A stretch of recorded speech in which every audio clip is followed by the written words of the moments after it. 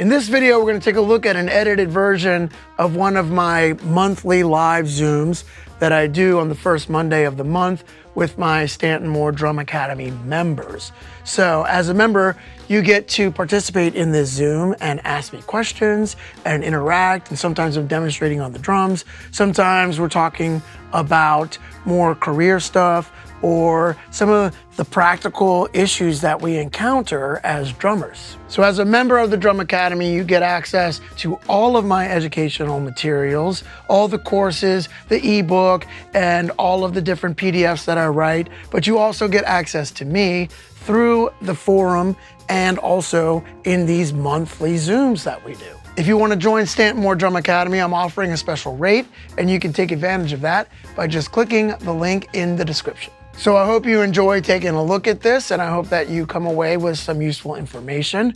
Please don't forget to subscribe to the YouTube channel and hit that like button and drop a comment or a question, because I'm always looking at those. So thank you very much, and I hope you enjoy.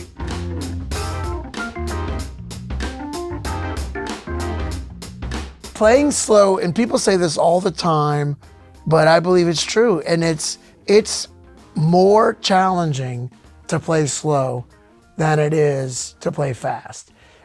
And let me clarify that. It's more challenging focus-wise and confidence-wise because everything is exposed.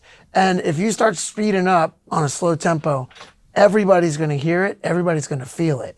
If you're playing something super fast, it might be more physically challenging, maybe, until you get comfortable doing that. But playing slow maybe is not as physically challenging, but it can be more psychologically challenging, focus challenging, and making sure that nothing is wavering challenging. So things that I do when playing slow, one of the things is let's talk about a ballad, right? At 60 beats per minute. So if I'm playing, let's just, Body and Soul is one that I like to sing a lot. So notice that I'm going to exaggerate, but notice that my left leg here, okay, is tapping eighth notes. Now, this is about 60 beats per minute, right? Which is also eighth notes at 60 beats per minute is quarter notes at 120, right? Ba ba ba ba da da da da da ba da ba da da da da da da, right? It's a Sousa march, okay? But it's also 60 beats per minute, eighth notes, right? Ba da da da da da da da. I'm singing Body and Soul while I'm demonstrating a ballad. Now, even if I play some triplets, I do that in my hands, but my foot is still tapping eighth notes. And we're on the second B. It literally took me decades to be this comfortable and sing and express to you what I am trying to convey. Subdivisions are the way. And now we're in the bridge. And I know where I'm at. And I'm not scared of moving the time because my eighth notes are still going, and now we're at the last A.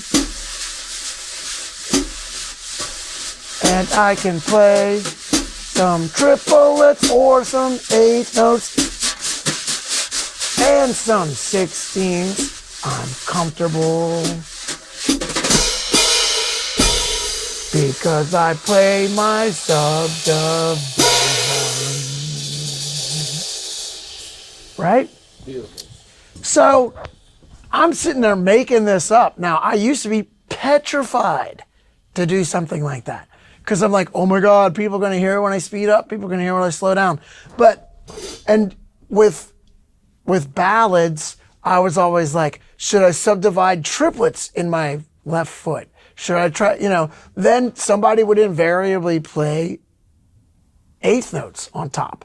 And then they would play 16th notes. And if you're trying to go with the saxophone player and react and maybe play a 16th note, but your left foot is tapping triplets, I mean, you can do it, but that's a lot of math, right? So I realized, oh, eighth note's going here, right?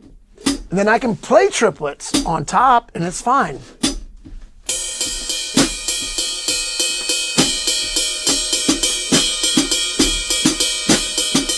But I'm not doing that. I'm playing a ballad, but I can feel that. I feel all that, right? So I feel.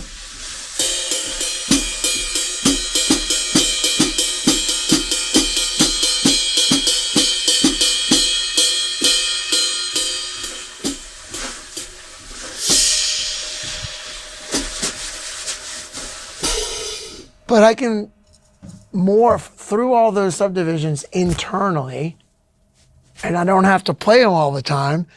But with that eighth note going on, that really helps. Now, all that being said, with COC, with Corrosion of Conformity, we're playing a tune called It Is That Way, and I was the original drummer on that. And it starts off with a drum loop. But live, I would just play the drum beat. And there was one night where I played it a little too quick. And when the guitars came in, I had to back it up. So what do? I had to realize it's really slow, but you're only playing eighth notes on the hi-hat, right? And this is the groove.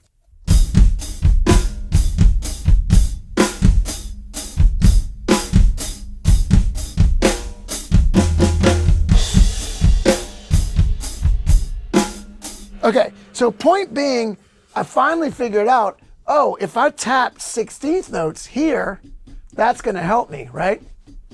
So, notice that my left foot is tapping 16th notes, but I don't have to play them, and I'm intentionally hitting it hard with my heel so you can hear it, but try to make it so where you don't hear it. So, I'm gonna subdivide those 16ths with my left heel.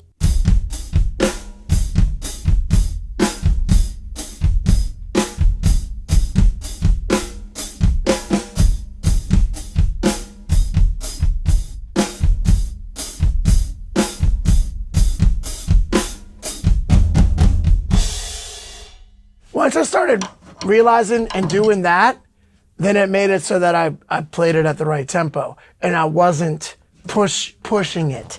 So figuring out something for yourself that helps you subdivide, and if you can figure out a physical mechanism that helps you subdivide, then that will really help you. There's a Grateful Dead tune, Sugar-Ree. So I put my big fat snare drum on there, got a nice big fat snare drum sound, but I made sure that I was subdividing the triplets with my left leg, right?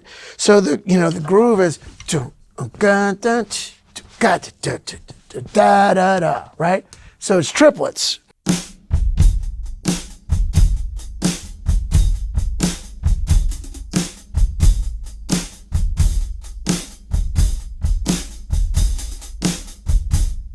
So it started off not subdividing with my left leg, but I got more and more comfortable with it. And for years ago, I was not comfortable doing that, but now I am. So when I'm playing something at that tempo, I just am subdividing with my left leg, and it keeps me locked in.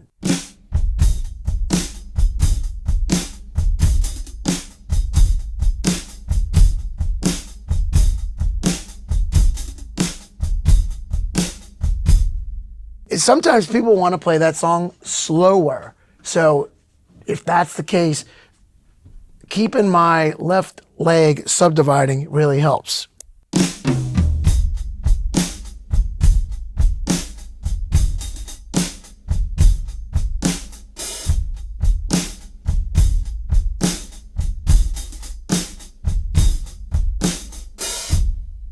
So those are things that I'm doing when I'm playing slow that help keep me locked in. Subdivide, but also find a physical mechanism that works for you to actually physically be tapping out those subdivisions in a way that people won't hear it.